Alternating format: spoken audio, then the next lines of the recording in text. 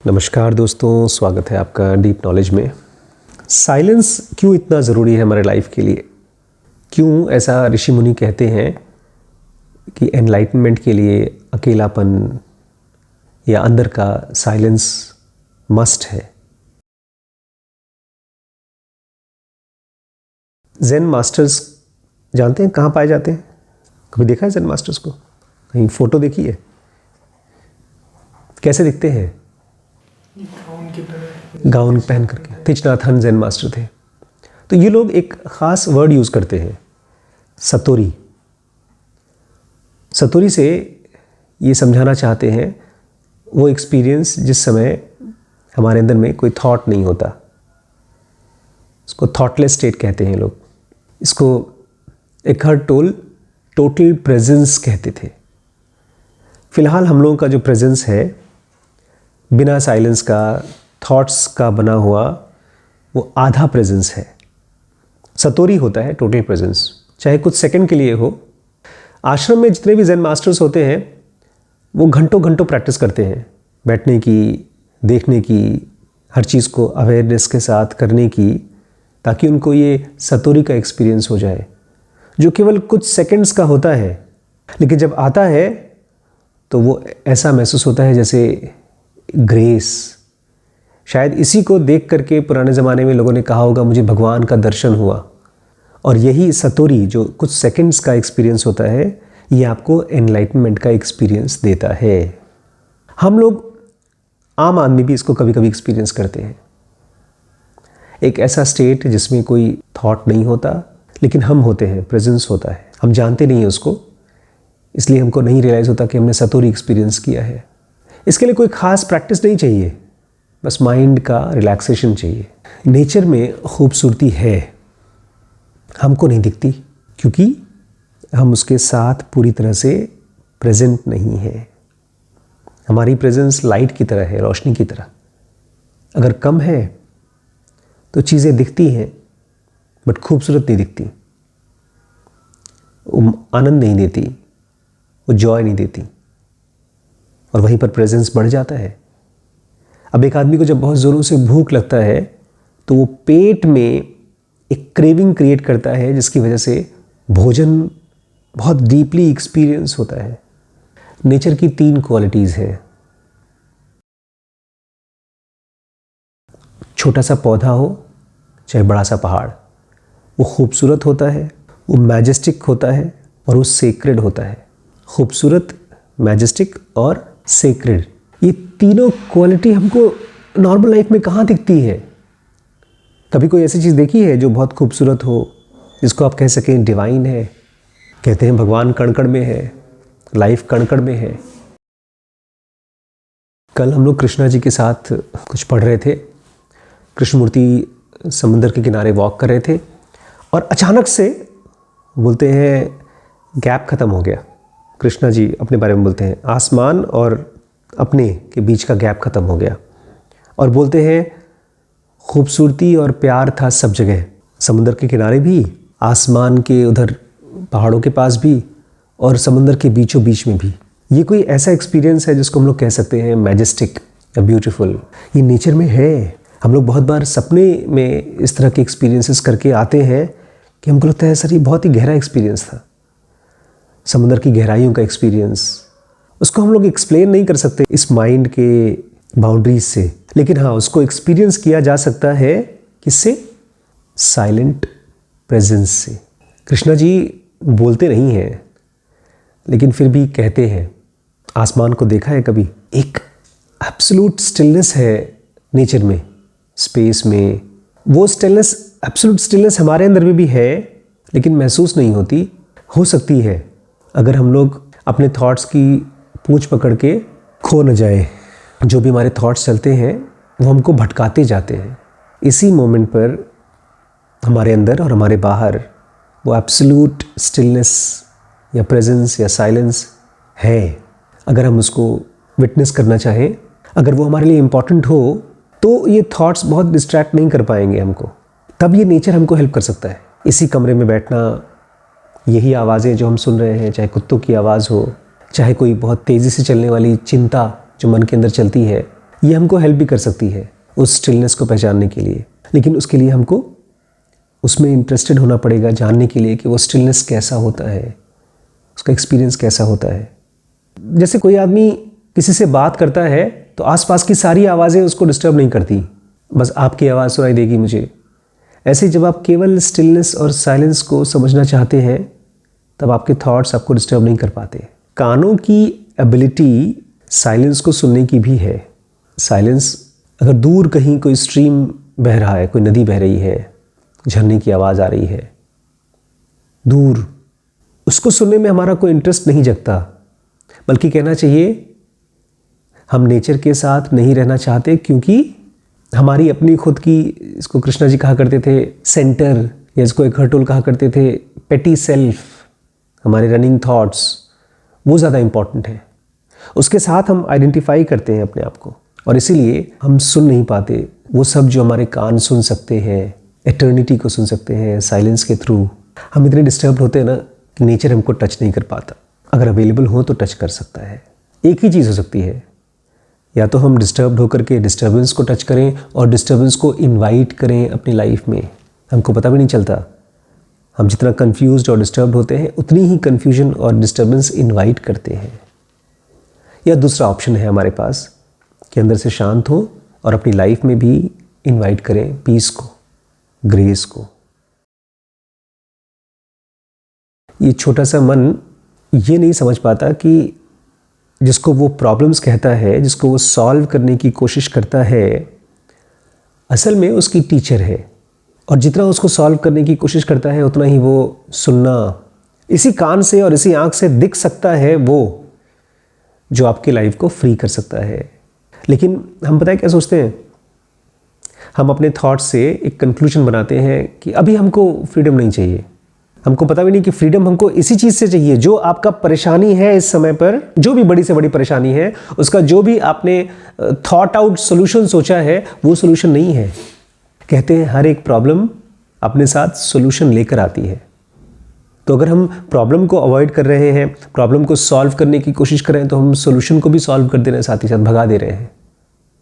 हमारी आँखें अगर गहराई को देख पाए, हमारे कान अगर गहराई से सुन पाएँ, तो हमारी प्रॉब्लम ही सोल्यूशन हो सकती है।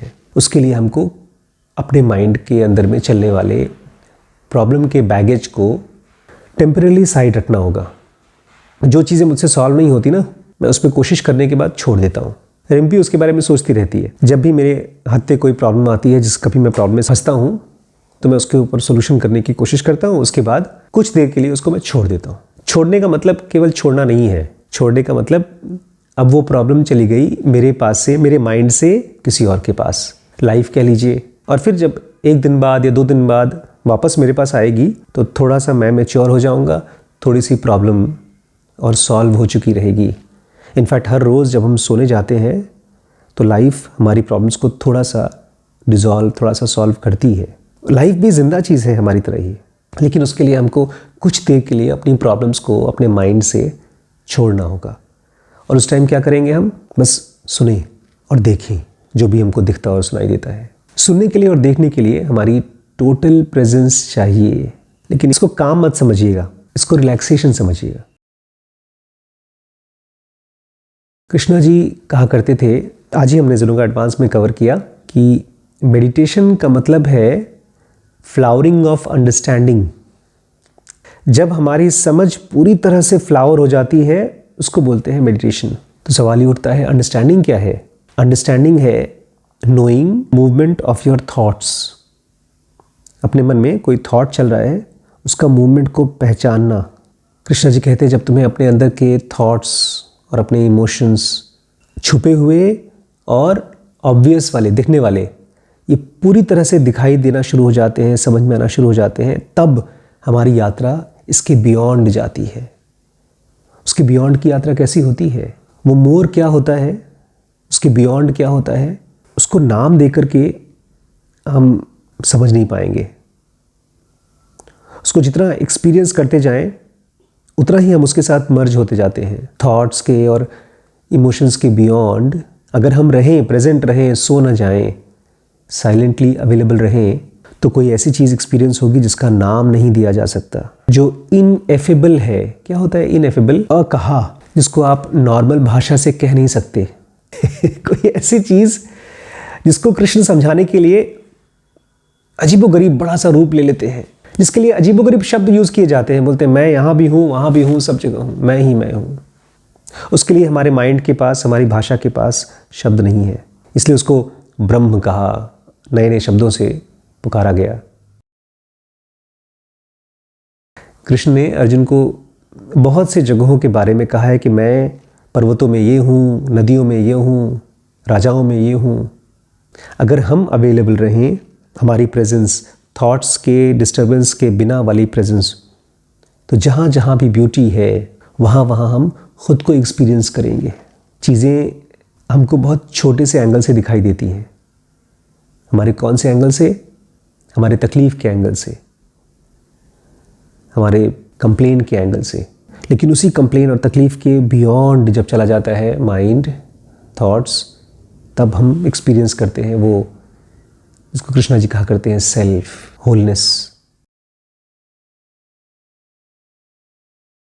क्वेश्चन पूछते हैं, क्या ऐसा हो सकता है कि वो नेमलेस एसेंस, हर चीज़ के पीछे जो कोर है, जिसको ईश्वर कह सकते हैं, जिसको हम लोग ज़रूर एडवांस में यूडीएम के नाम से पुकारते हैं, यूनिवर्सल डिवाइन माइंड, क्या ऐसा हो सकता है कि वो और हमारा अवेयरनेस दोनों एक है?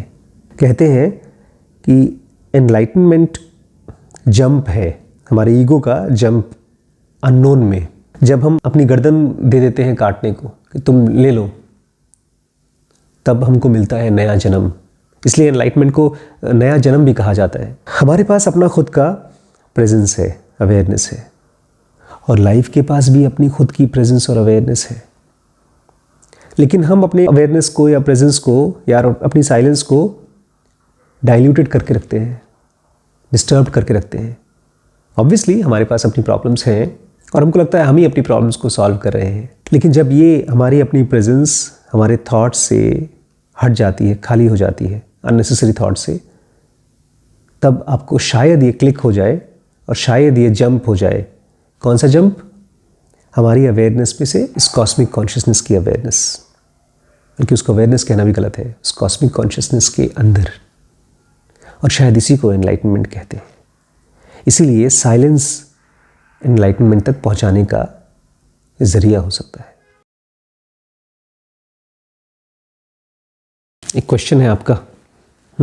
अभी जब आपने कृष्णमूर्ति वाला टॉपिक पढ़ाना चालू किया था, तो आपने शुरू में बोला था मेडिटेशन की प्रैक्टिस या नॉन प्रैक्टिस, तो वो नॉन प्रैक्टिस से आप क्या कहना चाहते थे?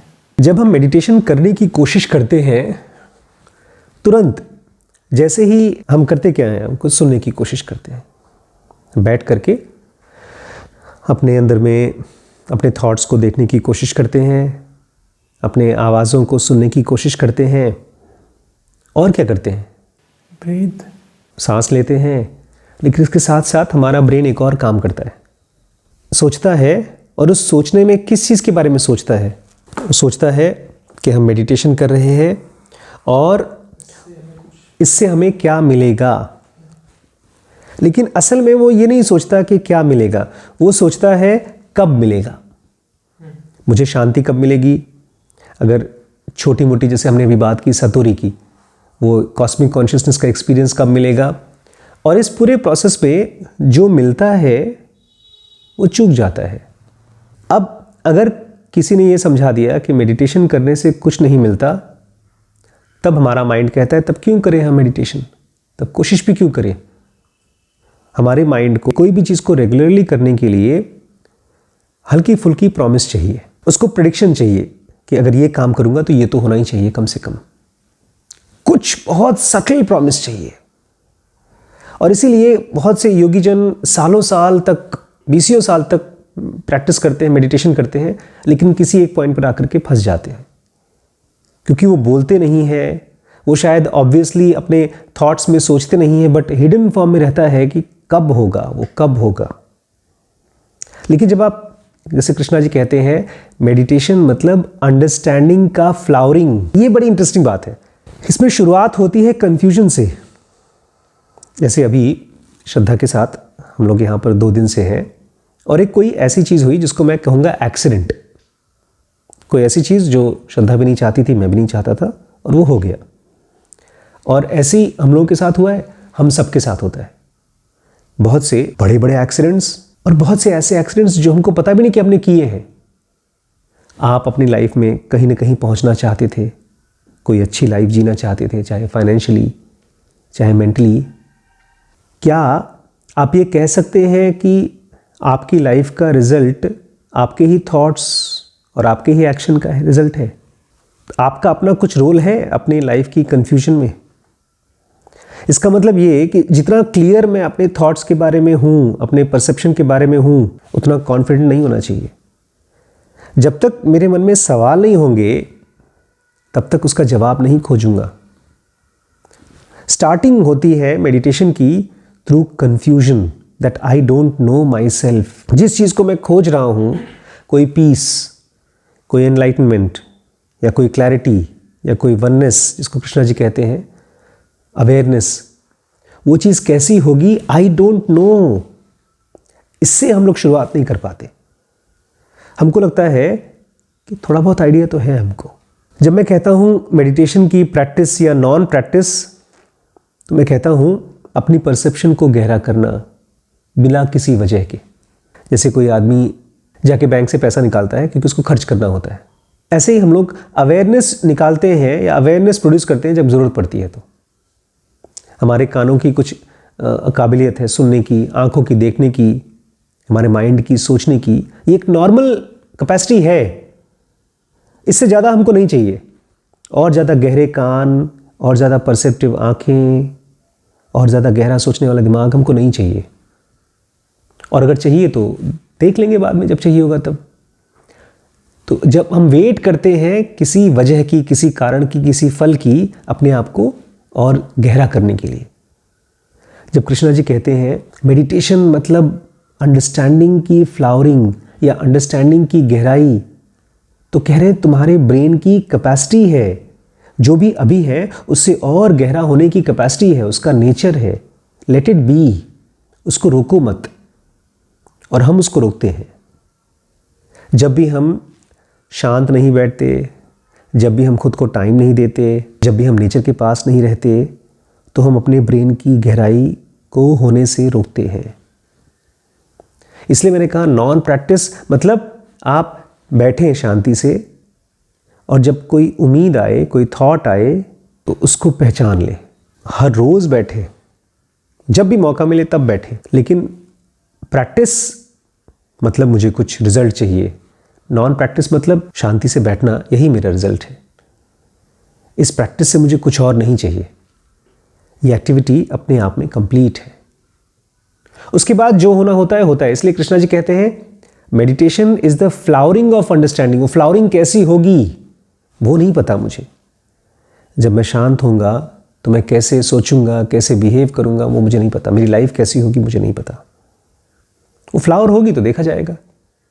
जो भी हमारे अंदर में पोटेंशियल्स हैं वो जब निकल के आएंगी तो देखा जाएगा। तो जैसे आप बता रहे हैं कि फ्लावरिंग ऑफ अंडरस्टैंडिंग, तो हम अपने माइंड में एक इमेजिनेशन तो कर ही रहे हैं कि हाँ ये चीज़ हमें समझ में आ गई। एक्चुअली जब कोई चीज़ समझ में आती है, इसका भी बहुत ही यूनिक एग्जाम्पल देते हैं कृष्णा जी।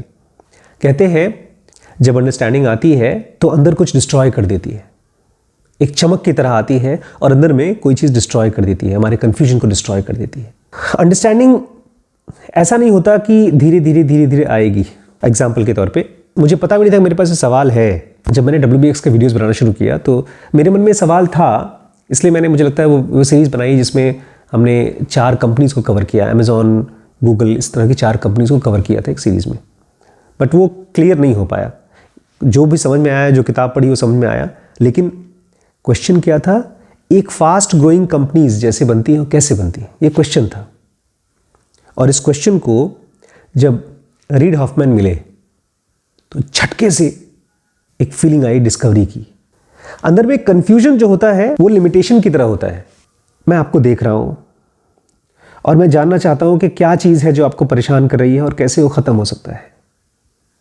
ऐसे ही मैं अपने बारे में मैं देख रहा हूं और मैं जानना चाहता हूं कि कैसे मेरी परेशानी ख़त्म हो। ये जब सॉल्व होता है ये अंडरस्टैंडिंग से सॉल्व होता है, ये धीरे धीरे सॉल्व नहीं होता। इसी को ज़ेनोगा में हम लोग डिस्कवरी बोलते हैं। प्रॉब्लम होती है, हर प्रॉब्लम हमारी खुद की एक आइडेंटिफिकेशन होती है। एक कॉम्प्लेक्स चीज़ के साथ हम अपने आप को जोड़ते हैं कि ये मैं हूँ, और जब वो डिसॉल्व होता है तो उसको कृष्णा जी कहते हैं फ्लैश ऑफ अंडरस्टैंडिंग या डिस्ट्रक्टिव फ्लैश। उसके बाद हमारा रिश्ता हर चीज़ के साथ बदल जाता है, हमारे थॉट्स बदल जाते हैं। मन में इमेज, आपने क्या कहा जब हमने फ्लावरिंग कहा, फ्लावरिंग ऑफ अंडरस्टैंडिंग, इमेज तो बना, लेकिन ये इमेज केवल और केवल इसलिए है ताकि हम बैठ सकें शांति से। अभी हमारे माइंड को शांत बैठना टाइम वेस्ट लगता है, हम बैठना भी चाहते हैं तब भी माइंड को टाइम वेस्ट लगता है। हमको लगता है कुछ न कुछ कर लें, कुछ सोच लें। उसको ये पता नहीं है कि जो कंस्ट्रक्टिव, क्रिएटिव, इंसाइटफुल थॉट्स आते हैं वो अंडरस्टैंडिंग में से निकल के आते हैं। हमको लगता है कि अगर मैंने किसी प्रॉब्लम के ऊपर, कोई बिजनेस प्रॉब्लम है या कोई मेडिकल प्रॉब्लम है या कोई ऐसी प्रॉब्लम है मेरी लाइफ की प्रॉब्लम, कि मैं उसको बारे में कुछ सोच लूँ। जब मैं सोचता रहता हूँ तो मैं उसी थॉट को, उसी टाइप के थॉट्स के ऊपर आसपास में घूमता रहता हूँ। मैं एक थॉट को दूसरे से जोड़ता हूँ, एक इंसाइट को दूसरे से जोड़ता हूँ। लेकिन जब आप शांत बैठते हैं तो उस पीस में से, उस स्टिलनेस में से, उस साइलेंस में से कुछ निकल के आता है, और उसी पीस को, उसी स्टिलनेस को कृष्णा जी कह रहे हैं डिस्ट्रक्टिव फ्लैश।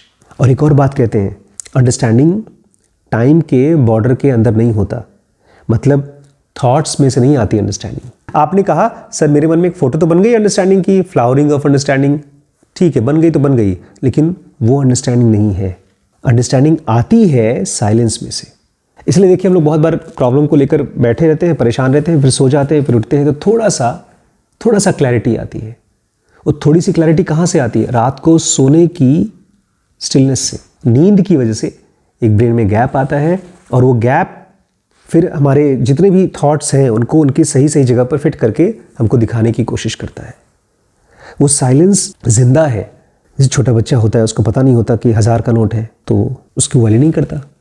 लेकिन जब हमारे माइंड को थॉट्स और अंडरस्टैंडिंग, वर्ड्स एंड साइलेंस, इन दोनों के बीच में साइलेंस की वैल्यू बढ़ती है, तो वो बाहर भी चुप रहता है और अंदर भी चुप रहता है, और जब बोलने की जरूरत पड़ती है तो तभी बोलता है, और वही बोलता है जो उसको बोलना होता है।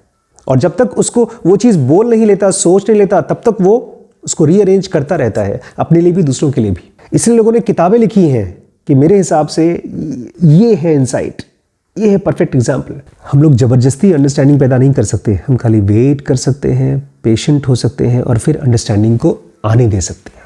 जब मैं कहता हूँ कि अंडरस्टैंडिंग फ्लैश है, तो उसके लिए हम लोग केवल इंतज़ार कर सकते हैं, चुपचाप अपने थॉट से उसको पकड़ने की कोशिश नहीं कर सकते।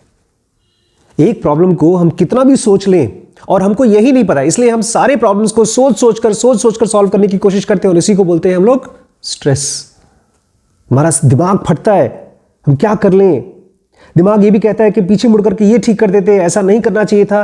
वो थॉट्स कोशिश कर रहा है सॉल्व करने की, जबकि सॉल्यूशन कहाँ से आता है? परफेक्ट सॉल्यूशन वो आता है स्टिलनेस में से, साइलेंस में से।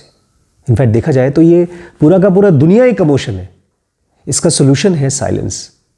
और अगर ये रियलाइज हो जाए तो कुछ देर के लिए हम लोग शांत रह लें। अगर आप इस वीडियो के साथ कनेक्ट हो पाए तो अपने दोस्तों से शेयर करिए, लाइक ज़रूर करिएगा, सब्सक्राइब किए बिना जाइएगा मत। और यहाँ पर ये व्हाट्सएप नंबर है, इसमें ढेर सारे अलग अलग कोर्सेज हैं। मैंने सारे कोर्सेज को 4 पार्ट में डिवाइड किया है। एक डिसीजन मेकिंग का कोर्स है जिसको हमने धर्म के नाम से पुकारा है। Spiritual Zeno basic advance course है, उसको हम मोक्ष के नाम से पुकारते हैं। रिलेशनशिप के कोर्स को हम काम के नाम से पुकारते हैं। और लास्ट में पैसे का, फाइनेंशियल फ्रीडम का, उसको हम अर्थ के नाम से पुकार रहे हैं। तो ये 4 बेसिक हेडिंग है जिसमें ढेर सारे अलग अलग टॉपिक्स हैं। वो सब आप ऐप में जाकर के डीप स्पेस नॉलेज, अगर आप प्ले स्टोर पे जाएंगे तो आपको मिल जाएगा। और अगर कोई जानकारी चाहिए इन कोर्सेज़ के बारे में तो ये व्हाट्सएप नंबर है, व्हाट्सएप कर लीजिए। थैंक यू दोस्त।